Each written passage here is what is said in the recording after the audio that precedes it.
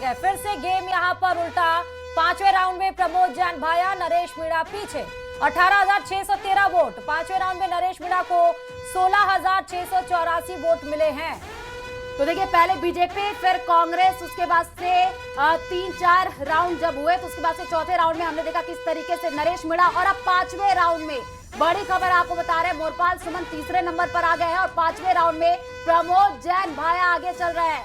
18,613 vote, ये जानकारी मिल रही है। रुझान जो आ रहे हैं वो आपको बताना है, लेकिन अभी रिजल्ट का इंतजार करना होगा क्योंकि आगे पीछे ये लगा है। और जब पहले ही राउंड के जब रुझान सामने आए थे तो बीजेपी थी, उसके बाद से थोड़ी देर के बाद से श्रुति कांग्रेस हो गई थी, उसके बाद से चौथे राउंड में नरेश मीणा आगे हो गए थे। अब पांचवें राउंड में प्रमोद जैन भाया आगे चल रहे हैं। नरेंद्र कटारा जी, आप लोग कह रहे हैं 8-10 राउंड तक ये चलता रहता है, लेकिन 5 राउंड के रुझान हम आपको बता रहे हैं, बीजेपी पीछे ही है, आगे नहीं बढ़ी है।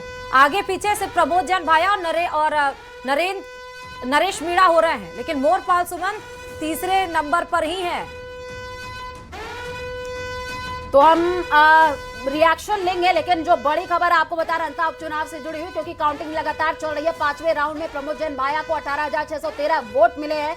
तो देखिए, पांचवें राउंड में नरेश मीणा की बात करें तो 16,684 वोट मिले हैं, क्योंकि पहले रुझान आ रहे थे बीजेपी, उसके बाद से कांग्रेस, लेकिन अभी देखिए आप किस तरीके से यहां पर बड़ा उलटफेर हुआ है। पांचवें राउंड में भी मोरपाल सुमन जो है वो तीसरे नंबर पर बने हुए हैं। नरेंद्र कटारा जी, आप कह रहे हैं कि विकास का काम हुआ है और जनता भी देखिए, जो रुझान आ रहा, अभी हम ये नहीं कह रहे हैं कि रिजल्ट सामने आ चुका है, लेकिन तीसरे नंबर पर अभी भी बने हुए हैं नरेश मीणा। आपको लग रहा है कि यहां पर खेल बिगाड़ते हुए दिख रहा है? कोई खेल नहीं बिगाड़ेगा, क्योंकि विकास का खेल बिगाड़ने वाला खुद बिगड़ जाता है। आदरणीय मोदी जी ने 11 वर्ष में एक विकास की राजनीति शुरू की है।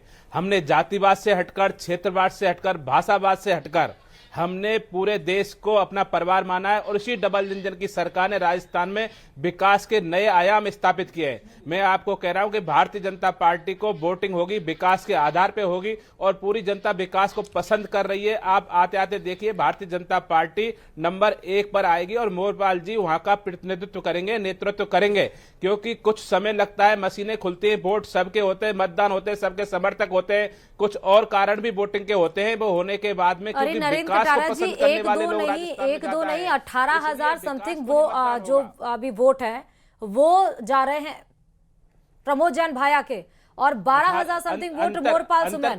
6-7 हजार का यहाँ पे डिफरेंस आ रहा है। 6,000 का। बिल्कुल नरेंद्र जी, आपके पास लौटेंगे। हमारे साथ संवाददाता हिमांशु जुड़े हुए हैं जो पल पल की जानकारी दे रहे हैं। हिमांशु, ये बड़ा उलटफेर, पहले बीजेपी, उसके बाद से कांग्रेस, नरेश मीणा, अब प्रमोद जैन भाया आगे चल रहे हैं। अपडेट दीजिएगा, क्या हलचल है?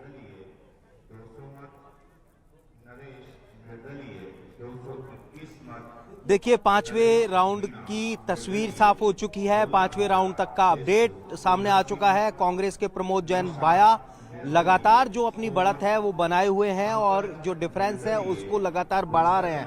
फिलहाल पांचवें राउंड की बात करें तो 18,613 वोट पांचवें राउंड में उन्हें मिले हैं। वहीं मोरपाल सुमन की बात करें तो वो 12,286 वोट हासिल कर पाए और तीसरे नंबर पर है। नरेश मीणा जो निर्दलीय हैं वो 16,684 वोट के साथ में दूसरे नंबर पर जो हैं वो बने हुए हैं। और सीधे तौर पर कह सकते हैं कि जो अब प्रमोद जैन भाया का आंकड़ा है, प्रमोद जैन भाया के जो वोट्स हैं पांचवें राउंड तक वो लगातार बढ़ते हुए नजर आ रहे हैं और बीजेपी के साथ में जो डिफरेंस है वो यहाँ पर लगातार बढ़ता हुआ नजर आ रहा है। विपिन तिवारी हमारे साथ में है। विपिन, फिलहाल ये आंकड़ा तो जिस तरह से तेजी से बढ़ रहा है उसके साथ में कहा जा सकता है कि यह आंकड़ा बढ़ रहा है तो बीजेपी की परेशानी भी बढ़ रही है, बीजेपी के लिए टेंशन भी बढ़ रही है।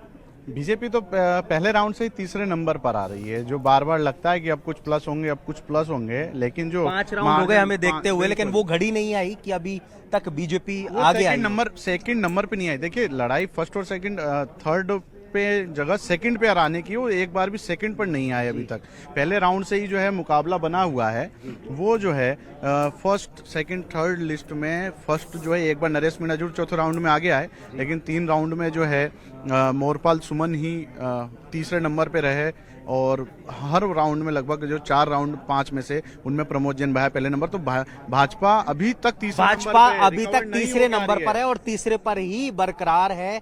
और उसमें भी हुआ ये कि सीधे तौर पर चौथे राउंड के अंदर जो तस्वीर बनी उसमें तो नरेश मीणा आगे निकल गए, नंबर 1 पर पहुंच गए। नंबर 2 पर जो है वो प्रमोद जैन भाया रहे, उसमें भी जो है वो बीजेपी के मोरपाल सुमन तीसरे नंबर पर रहे। तो आप कह सकते हैं कि वोटों का जो अंतर है वो भी बढ़ रहा है, राउंड दर राउंड निश्चित तौर पर एक बड़ा जो डिफरेंस है वो क्रिएट हो रहा है, और ऐसे में कहा जा सकता है कि ये उस दिशा की तरफ बढ़ रहा है कि फिर बीजेपी के लिए परेशानी जो है वो बढ़ रही है।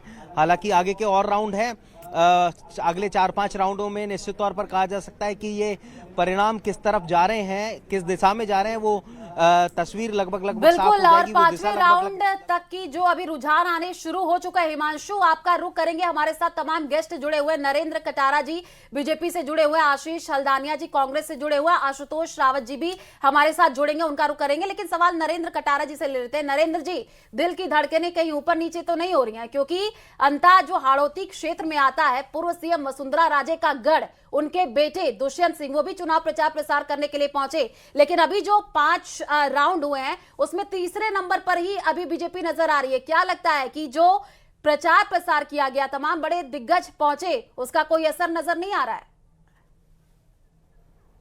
देखो, आप ये तीसरे नंबर की बात कर रही है, लेकिन जो गैप है ना वो 5-6 हजार का गैप है, वो राउंडों में कंप्लीट होने में समय नहीं लगता। हमारे दिग्गजों का प्रचार भी काम आएगा, विकास भी आएगा, अंता की जनता विकास के साथ जुड़ेगी, आप ये बिल्कुल मान के चलिए।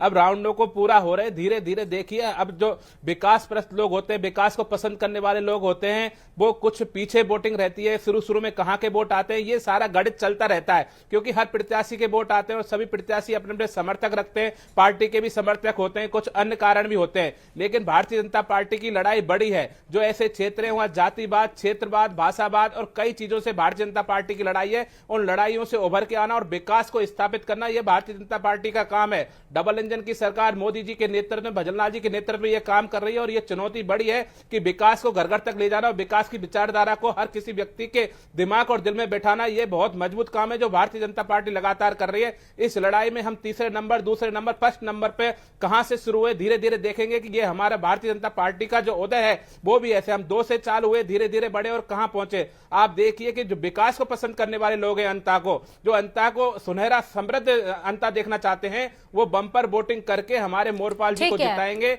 और अंता में विकास की बात, एक ऊर्जा का उदय होगा। विकास की बात तो आशीष जी भी कह रहे हैं। आशीष जी, 5वें राउंड में नरेश मीणा पीछे और प्रमोद जैन भाया आगे, लेकिन आगे पीछे ये आप दोनों ही चल रहे हैं।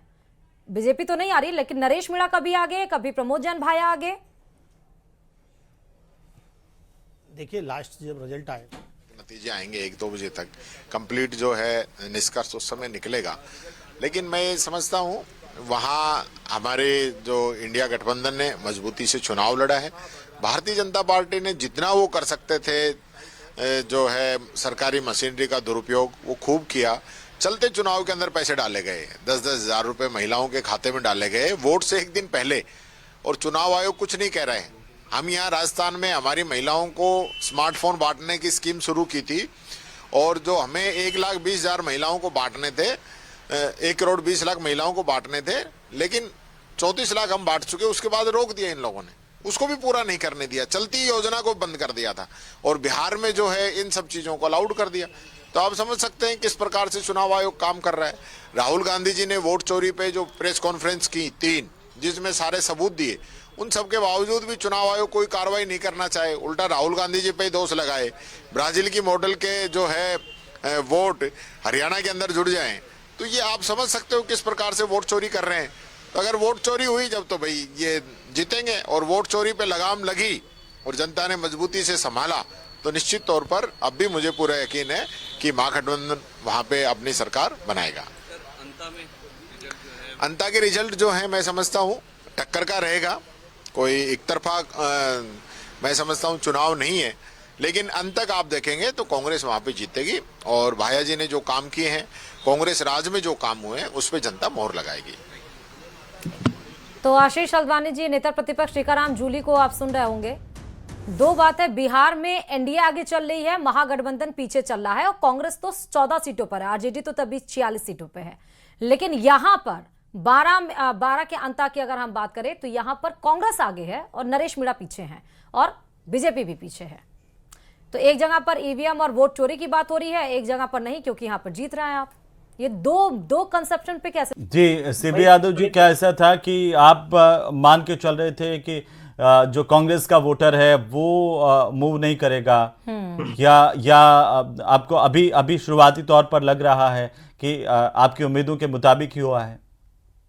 नहीं, देखिए अभी तो शुरुआती दौर है, तो इस पे अति उत्साह होना या टिप्पणी करना मैं उचित नहीं समझता। लेकिन एक बात पे मैं जरूर बताना चाहूंगा। आप सोचिए, सरकार है भारतीय जनता पार्टी की राजस्थान में, मंत्री पद का लालच तक दे दिया जनता को कि अगर ये जीत जाएंगे मोरपाल सुमन जी तो मंत्री बनाएंगे।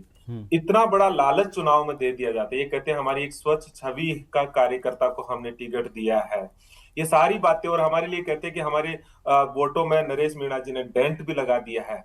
उसके बावजूद अगर भारतीय जनता पार्टी चुनाव का परिणाम चाहे जो आए, लेकिन अगर 30% वोट नहीं लेती है, मतलब अगर 40% वोट भी नहीं लेती है, तो ये तमाचा होगा जीतने के बावजूद, मैं कहता हूं। क्योंकि भारतीय जनता पार्टी के अगेंस्ट अगर 60-70% मतदाता खिलाफ जा रहे हैं, बहुत बड़ी बात है। और तो मैंने भाया शुरू का में कहा था, सबसे मजबूत तीन पक्ष चौथाई- क्या रहा आपके हिसाब से? 3/4 वोटर भारतीय जनता पार्टी के खिलाफ जाएगा इसमें, 3/4 75%। 25% वोट प्राप्त नहीं करेगी भारतीय जनता पार्टी। और ये बहुत बड़ा तमाचा है इस भारतीय जनता पार्टी की पर्ची सरकार पर, कि वो कर क्या रही है। लोक कल्याणकारी नीतियों को बंद कर रही है, युवाओं को, मतलब युवाओं के लिए कोई रोजगार नहीं निकाल रही है। स्थिति ये हो गई है। तो विदेश में जो हमारे विद्यार्थी जाते थे उनकी छात्रवृत्तियां बंद कर दी, वहां विदेश में जाके विद्यार्थी फंस गए हैं। आप सोचिए कितना बड़ा।